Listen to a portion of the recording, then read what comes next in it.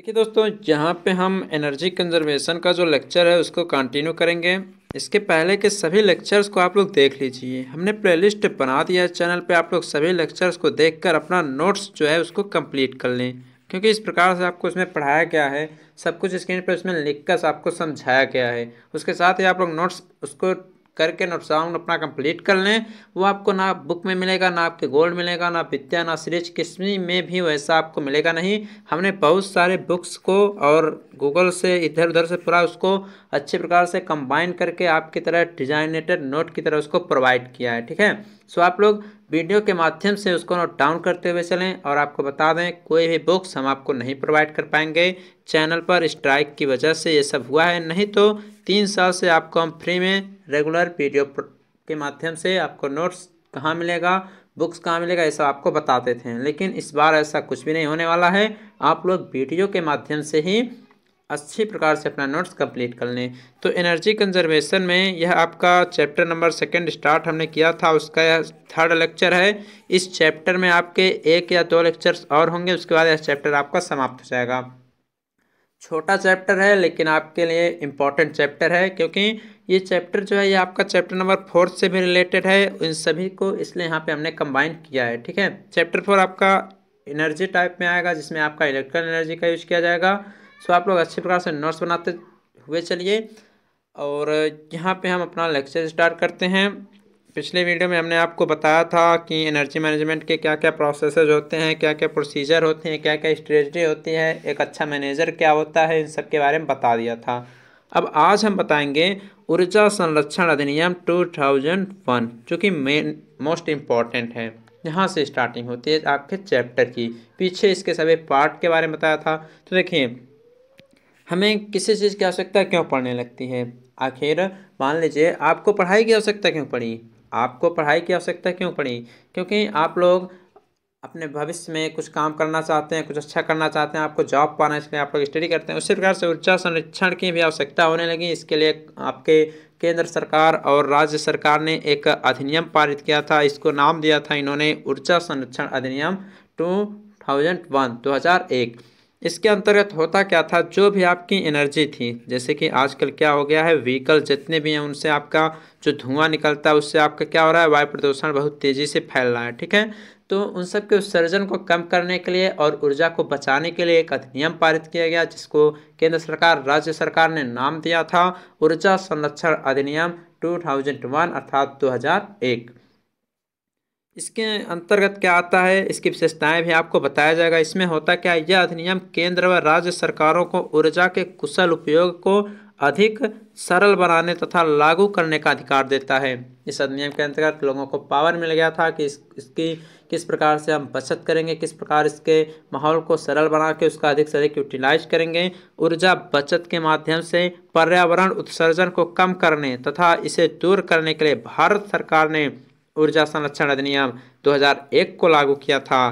तो आपको पता चल ही गया होगा कि जो ऊर्जा संरक्षण अधिनियम है इसको क्यों विकसित किया गया, इसका आविष्कार क्यों किया गया, इसकी संरचना क्यों की गई, इसके बारे में आपको पता चला ही होगा। साथ ही साथ इसके अंतर्गत इसके बहुत सारी विशेषताएं हैं। जितनी भी विशेषताएं हैं सबको आपको बताएंगे अभी, आप लोग उसको नोट डाउन कर लीजिएगा। जितनी भी विशेषताएं हैं सब कुछ आपको नोट डाउन भी करना है, नोट्स अपना कंप्लीट कर लीजिएगा। हम बार बार आपसे कह रहे हैं, नोट्स आप लोग अपना जरूर बनाइएगा, क्योंकि इस प्रकार से जो कुछ हमने आपको बताया है वैसा आपको कहीं भी नोट्स मिलेगा नहीं, ना आप बुक में देखेंगे, कहीं पर भी आप नहीं पाएंगे। ठीक है, चलिए इसकी विशेषताएं देखते हैं। देखिए, ऊर्जा संरक्षण अधिनियम की विशेषताएं क्या है। इसमें सबसे पहला नाम आता है डिजाइनेटेड कंज्यूमर। ऊर्जा संरक्षण की सभी विशेषताएं हैं, इसमें सबसे पहले आता है डिजाइनेटेड कंज्यूमर, अर्थात जिसे हम बोलते हैं नामित उपभोक्ता। क्या बोलते हैं इसको, हमने नाम दिया है नामित उपभोक्ता। क्या नाम दिया इसको, हमने नाम दिया है नामित उपभोक्ता। अब ये नामित उपभोक्ता क्या होते हैं, अब देख लीजिए। अगर आप एनर्जी का यूज कर रहे हैं, अगर आप एनर्जी का यूज कर रहे हैं तो आप भी एक नामित उपभोक्ता के अंतर्गत आएंगे, आपका वर्ग अलग होगा। जितने भी लोग एनर्जी का यूज कर रहे हैं सब एक नामित उपभोक्ता ही हैं एनर्जी के जो अधिनियम है उसके अंतर्गत। तो इसमें देखिए लिखा क्या गया है, ऊर्जा के उपयोगकर्ताओं के वर्ग को नामित उपभोक्ता कहते हैं। जितने भी लोग ऊर्जा का उपयोग कर रहे हैं, जितने भी ऊर्जा के उपयोग करता हैं, उनको अलग अलग भागों में हम लोग डिवाइड किए हैं। जिस प्रकार से आपकी जातियां बटी हुई हैं, मनुष्य तो एक ही है, लेकिन मनुष्य की जातियां जो हैं बटी हुई हैं, उसी प्रकार से ऊर्जा का अलग अलग सेक्टर्स में यूज है। अलग अलग सेक्टर्स में, अलग अलग विभाग में अलग अलग लोग उसको यूज कर रहे हैं, तो उसको यूज कर रहे हैं तो उसको अब अलग अलग बांट दिए हैं, जिसे हम डिजाइनेटेड कंज्यूमर के नाम से जानते हैं। इनके माध्यम से मान्यता प्राप्त सदस्य ही ऊर्जा का ऑडिट करा पाते हैं। अब देखिए, ऊर्जा का उपयोग तो आप भी लोग कर सकते हैं, ऊर्जा का उपयोग आप भी लोग कर सकते हैं, लेकिन आपको इसका टैक्स वगैरह सब कुछ देना रहता है। लेकिन अगर कोई आपका, मान लीजिए आप इलेक्ट्रिक यूज करते हैं, तो आपको टैक्स देना पड़ता है, उसका बिल वगैरह सब देना पड़ता है। लेकिन जो इलेक्ट्रिक विभाग का कर्मचारी रहता है, उसको शायद कुछ छूट मिलती है। आपको क्यों नहीं मिलती? क्योंकि वह उस विभाग से काम, उस विभाग से वह रिलेटेड है, इसलिए उसको छूट दिया जा रहा है। तो देखिए, जो जिसको मान्यता प्राप्त रहेगी वही सदस्य ही ऑडिट करा पाएगा। अब ऑडिट करा पाने का मतलब क्या है? ऑडिट करा पाने का मतलब यहाँ पे ये होता है कि जितने भी उसके दस्तावेज होंगे, जितने भी उसके अमाउंट्स आएंगे, बिल वगैरह आएंगे, उसका वह वेरिफिकेशन कराएगा। तो जो ऑडिट है, ये भी एक आपका ऊर्जा संरक्षण अधिनियम की विशेषता है। इसको अभी हम आगे नीचे हुए क्रम से देखते चलेंगे। आगे इसमें लिखा गया है कि नामित उपभोक्ता जो रहता है, वह केंद्र सरकार द्वारा जितनी भी ऊर्जा का खपत होगा उसके मानकों का पालन करेगा। अब आपसे कह दिया क्या कि आपको एक दिन में केवल 10 यूनिट बिजली ही मिलेगी, आपको केवल 10 यूनिट बिजली ही खर्च करनी है। अब गलती से आप चोरी छुपे 11 यूनिट बिजली खर्च करेंगे, तो आप जो है, जो केंद्र सरकार ने रूल रेगुलेशन दिया है, उसके आप विरुद्ध जा रहे हैं। अगर कहीं जांच के दायरे में आप आ गए तो आपके ऊपर केस भी हो सकता है। तो उसका जब अधिनियम के अंतर्गत ये बताया गया था कि आपको केवल एक दिन में 10 यूनिट बिजली ही खर्च करना है, तो आपको 10 यूनिट ही खर्च करना है, तो आप माने जाएंगे कि आप इसके मान्यता प्राप्त सदस्य हैं। तो यहाँ पे इसका मतलब यही है। ठीक है। नेक्स्ट, इसका जो विशेषता नंबर 2 है, वो कह रहा है कि डिजाइनेटेड एजेंसी, जैसे कि बहुत सारी एजेंसियां होती हैं, जो नामित एजेंसियां होती हैं, उनको काम दिया जाता है कि आपको इसका पूरा बायोडाटा, जो कुछ भी है, इसका डाटा कहाँ खपत अधिक हो रहा है, कहाँ खपत कम हो रहा है, इन सबका लेखा जोखा करना रहता है। तो इसके लिए बहुत सारी एजेंसियां स्थापित की जाती हैं, जिसे नामित एजेंसियां कहते हैं। इसमें क्या होता है? यह एक ऐसी एजेंसी होती है जो राज्यों के भीतर इस अधिनियम के रूल्स का समन्वय तथा रेगुलेशन करती है। ये एजेंसियां होती है, इस एजेंसी के बहुत सारे वर्कर्स होते हैं, अभी वो भी आगे बताएंगे इसमें। वो लोग क्या करते हैं, जाके चेक करते रहते हैं कि कहाँ अधिक बिजली आपकी खर्च हो रही है, कहाँ पे एनर्जी का अधिक बचत किया जा रहा है, कहाँ पे अधिक खर्च किया जा रहा है। इसके संबंध में वह सब कुछ आपका डाटा इकट्ठा करके जाके केंद्र सरकार, राज्य सरकार को यह प्रोवाइड करती है। तो जो भी आपकी यहाँ पे राज्य की नामित एजेंसियां हैं, उनकी क्या क्या जिम्मेदारियां भी होती हैं, उनकी बहुत सारी जिम्मेदारियां भी हैं। ऐसा नहीं है केवल वो डाटा इकट्ठा करेंगी, वो लोगों को जागरूक भी करने का काम करती हैं कि आप किस प्रकार से एनर्जी को कम से कम खर्च करके अपना काम चला सकते हैं। कुछ एनर्जी आपकी स्टोर भी रहेगी और आप अपना काम आगे भी कर पाएंगे। इस संबंध में पहले जो राज्य नाम की जो नामित एजेंसियां हैं, उसकी जो फर्स्ट जिम्मेदारी है, उसमें ये बताया गया था कि लोगों को ऊर्जा संरक्षण करने के लिए जागरूक करना। आप लोग दिन भर लाइट जला के छोड़ देते हैं, दिन भर आपके घरों की लाइटें जलती रहती हैं, जबकि इसका काम है जब आपको अंधेरा रहे, आपको कोई काम रहे, तभी जलाना चाहिए। तो इन सभी संबंध में वह आपको जागरूक करते हैं, इन सब के बारे में आपको जानकारियां देते हैं। जितने भी नामित एजेंसियों के सदस्य होते हैं, वो लोग इसके बारे में आपको जानकारियां देते हैं। सेकंड जो है, उसमें यह कहा गया कि ऊर्जा के संरक्षण को बढ़ाने के लिए लोगों के बीच जाकर उन्हें प्रशिक्षित करना। जैसे कि जनता के बीच में भी आना बहुत बड़ा काम हो जाता है। जैसे कि कोई बड़ा नेता, मंत्री, विधायक आप लोगों के बीच आता है, तो बहुत बड़ा जन सैलाब इकट्ठा हो जाता है। उसी प्रकार से इन सभी एजेंसियों के जब सदस्य जाते हैं, भाषण अपना देते हैं, लोगों को इकट्ठा करके जागरूक करते हैं कि किस प्रकार से आप लोगों को बिजली बचाना है, उसकी ट्रेनिंग देते हैं ये लोग जाके जनता के बीच में। थर्ड आपका कह रहा है कि जितने भी कर्मचारी कर रहे हों सबका अलग अलग क्षमता निर्धारण करना। देखिए, बहुत से वर्कर्स होते हैं, जो काम करने वाले मजदूर होते हैं। कोई एक दिन में मान लीजिए 10 यूनिट का काम कर रहा है, मान लीजिए वह एक दिन में 100 रुपये का काम कर रहा है, ठीक है, तो उसकी क्षमता केवल 100 रुपये के करने की ही है। तो जो 200 रुपये का काम कर रहा है, उसको लोग अलग कैटेगरी में रखेंगे, जो 100 रुपये वाला काम कर रहा है उसको अलग कैटेगरी में रखेंगे। इस प्रकार से सबके कैपेसिटी का निर्धारण भी किया जाता है। नेक्स्ट आपका यहाँ पे कहता है कि एनर्जी मैनेजर नामित उपभोक्ता तथा जितने भी लोग इसमें काम कर रहे हैं सबके लिए मीटिंग की व्यवस्था करते हैं। जो आपकी एजेंसियां हैं, जो भी आपकी एजेंसियां हैं वह क्या करती हैं, जितने एनर्जी मैनेजर होते हैं एनर्जी को कंजर्व करके रखे रहते हैं, जितने भी आपकी नॉमिनेटेड एजेंसियां होती हैं, जितने उपभोक्ता रहते हैं, इसके लिए एक मीटिंग की व्यवस्था करते हैं। ये इन एजेंसियों के लोग सबकी एक साथ मीटिंग होती है, सब लोग अपना अपना उसमें बात रखते हैं, कहाँ पे एनर्जी खपत हो रही है, किस क्षेत्र में, किस जिले में, किस राज्य में एनर्जियाँ खपत ज़्यादा हो रही हैं, इन सब के बारे में प्रशिक्षित करने के लिए एक मीटिंग रखी जाती है और इसमें सभी लोगों की उपस्थिति अनिवार्य होती है। तो ये हो गया आपका सेकंड विशेषता किसकी, जो अधिनियम आपका 2001 है उसकी सेकंड विशेषता आपको बता दिया। थर्ड विशेषता जो है वो ये है कि एनर्जी ऑडिट। देखिए एनर्जी ऑडिट के बारे में हमने अभी आपको पीछे बताया था। एनर्जी ऑडिट, एनर्जी ऑडिट का मतलब क्या होता है, एग्जाम में आपसे पूछा जाएगा कि एनर्जी कंजर्वेशन 2001 है, इससे आप क्या समझते हैं, इसकी क्या विशेषताएं हैं, तो ये सब आपको लिखना पड़ेगा। ठीक है, तो यहाँ पे एनर्जी ऑडिट भी इसकी एक विशेषता है। इसके अंतर्गत आपका आता है ऊर्जा में हो रही हानि या लाभ का सत्यापन कराना, उसका विश्लेषण करना, उसको विश्लेषण करके उसका सत्यापन करके उसको प्रस्तुत करना तथा ऊर्जा की खपत व हानि को कम करने के लिए एक योजना बनी रहती है जिन्हें हम एनर्जी ऑडिट कहते हैं। देखिए ऊर्जा में कितनी हानि हो रही है, कितनी लाभ हो रहा है, इन सब का सत्यापन करने के लिए कहीं पे ऐसा तो है नहीं, अब आप पढ़ रहे हैं, मान लीजिए किसी कॉलेज में पढ़ रहे हैं, तो आपकी जो एजेंसी है वो आपकी कहाँ है, वो आपकी लखनऊ में है। कहाँ है, वो आपकी लखनऊ में है। ठीक है, तो लखनऊ से जो कुछ भी आपका ऑर्डर आएगा वो सभी कॉलेज के लोग उसको मानेंगे। ठीक है, उस बेस पे आपका एग्जाम कराएंगे, कैसे क्या करना है। उसी प्रकार से एनर्जी ऑडिट का भी काम ही होता है, एक योजना बना ली जाती है जिसमें आपका कहाँ लाभ हो रहा है, कहाँ हानि हो रहा है, इन सब का डिस्कस करके एनर्जी ऑडिट के माध्यम से उसको आगे भेजा जाता है ब्यूरो के पास। अभी ब्यूरो के बारे में देखेंगे, ब्यूरो क्या होता है, उसका क्या काम होता है। ब्यूरो भेज देता है आपका केंद्र और राज्य सरकार के पास और आपका जो कुछ भी काम रहता है वह फाइनल हो जाता है। नेक्स्ट आपका विशेषता कहता है ईसीबीसी। ईसीबीसी का मतलब होता है ऊर्जा संरक्षण भवन कोड, अर्थात इसका मतलब होता है एनर्जी कंजर्वेशन बिल्डिंग कोड। इसमें क्या होता है, ऊर्जा संरक्षण भवन कोड को व्यावसायिक और आवासीय भवनों के डिजाइन और निर्माण के लिए न्यूनतम ऊर्जा दक्षता मानकों को निर्धारित करने के लिए किया जाता है। देखिए ईसीबीसी आपका एक चैप्टर भी है, 6 या 7 चैप्टर आपका ईसीबीसी है।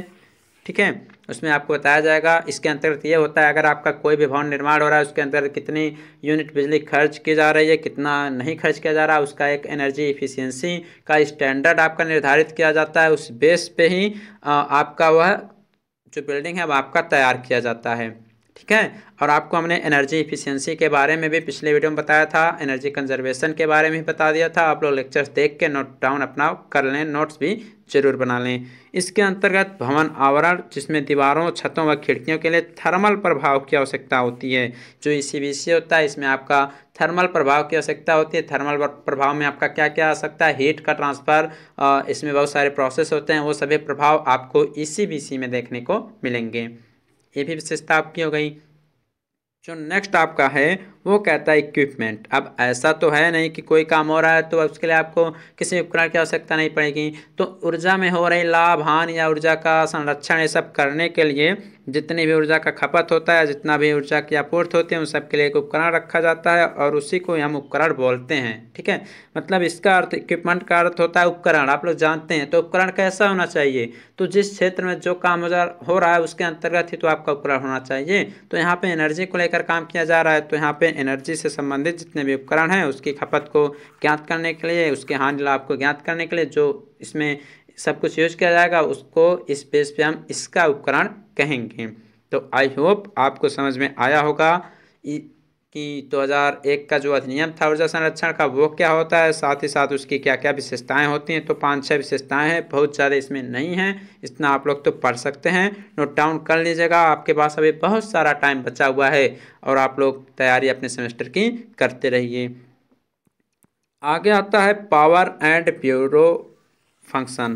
Power and function of bureau. जो ब्यूरो होते हैं उनके क्या क्या कार्य होते हैं, उनके क्या क्या पावर होते हैं, उनके क्या क्या शक्तियाँ होती हैं। देखिए फर्स्ट कह रहा है कि ब्यूरो जो है वह इस अधिनियम के अंतर्गत नामित उपभोक्ताओं, नामित एजेंसियों तथा अन्य एजेंसियों के साथ प्रभावी रूप से समन्वय करेगा।